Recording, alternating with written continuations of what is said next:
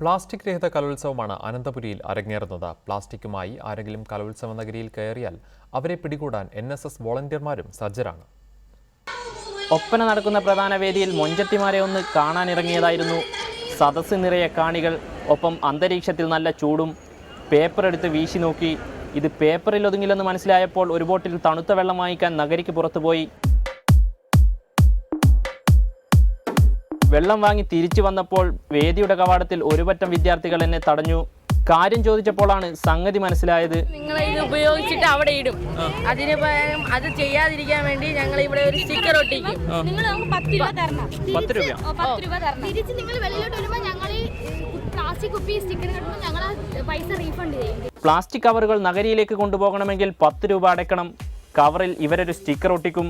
കലോത്സവ നഗരിയിൽ നിന്ന് തിരിച്ചു വരുമ്പോൾ ഈ സ്റ്റിക്കർ കാണിച്ച് പണം തിരിച്ചു വാങ്ങാം. കാര്യങ്ങൾ ആളുകൾക്ക് അല്പം ബുദ്ധിമുട്ടാണെങ്കിലും എല്ലാവർക്കും നല്ല അഭിപ്രായമാണ്. നല്ല കൺസെപ്റ്റാണ് അവരുടെ, വളരെ നല്ല ആശയമാണ്. ശുചിത്വ മിഷനും NSS വളണ്ടിയർമാരും ചേർന്നാണ് പ്ലാസ്റ്റിക് രഹിത കലോത്സവം എന്ന ഈ പദ്ധതി ഒരുക്കിയിരിക്കുന്നത്. എന്തായാലും പരിപാടി കൊള്ളാം. പ്ലാസ്റ്റിക് കവറുകൾ എവിടെയും കാണാനില്ല. പ്ലാസ്റ്റിക് രഹിത കലോത്സവം എന്ന ശുചിത്വ മിഷന്റെ ആശയം ഒരു പരിധിവരെ സമ്പൂർണ്ണമാണ്.